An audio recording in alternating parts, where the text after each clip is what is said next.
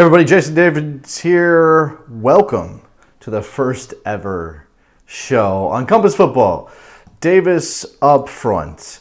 I'm very excited to be here with you, telling you about Compass Football. This will be your new home for football coverage as we expand our reach across the U.S. and around the world.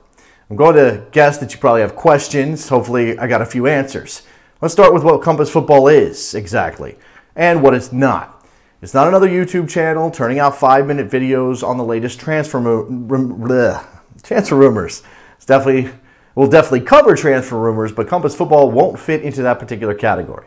The channel will definitely be available to you on YouTube, though, also on Facebook and on Twitter, and a few other places we're still setting up for.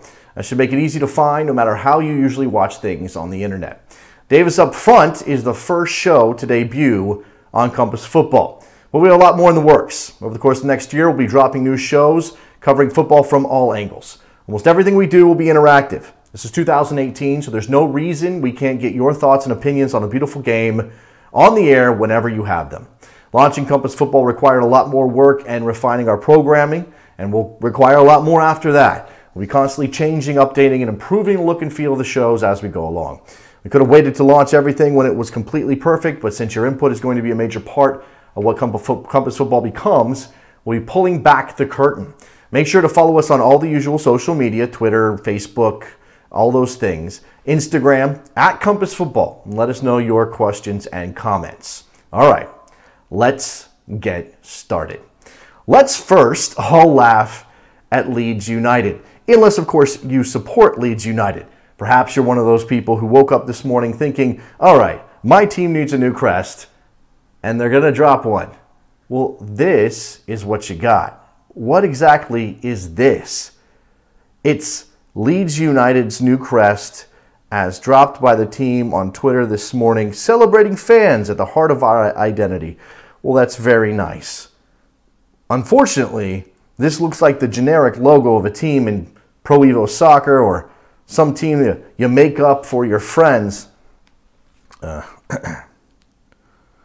It's not a logo that fits a big-time soccer club in England. Certainly Leeds, a proud team with all of the history that goes with winning European Cups.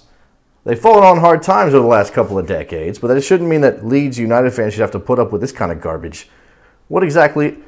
I understand that the Leeds salute is a thing, and everybody in Leeds and Leeds United fans around the world recognize the Leeds salute as a part of what makes their soccer culture so lovely.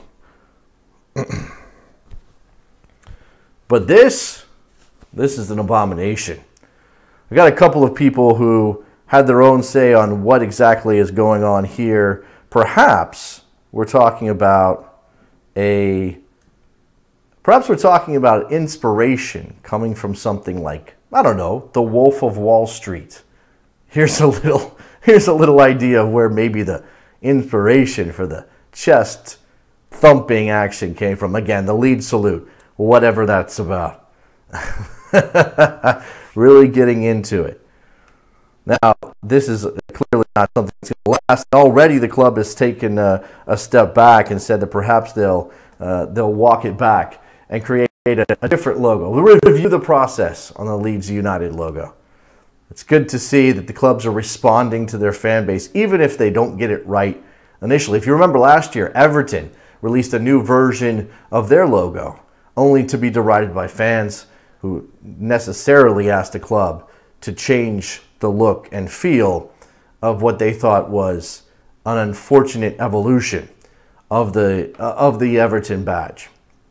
Elsewhere in England, Phil Neville named head coach of the England women's team, a coveted position in the world of women's football, certainly, and a job that maybe Phil Neville isn't exactly qualified for. Some question over whether Phil Neville has the type of resume necessary to earn him the England women's job.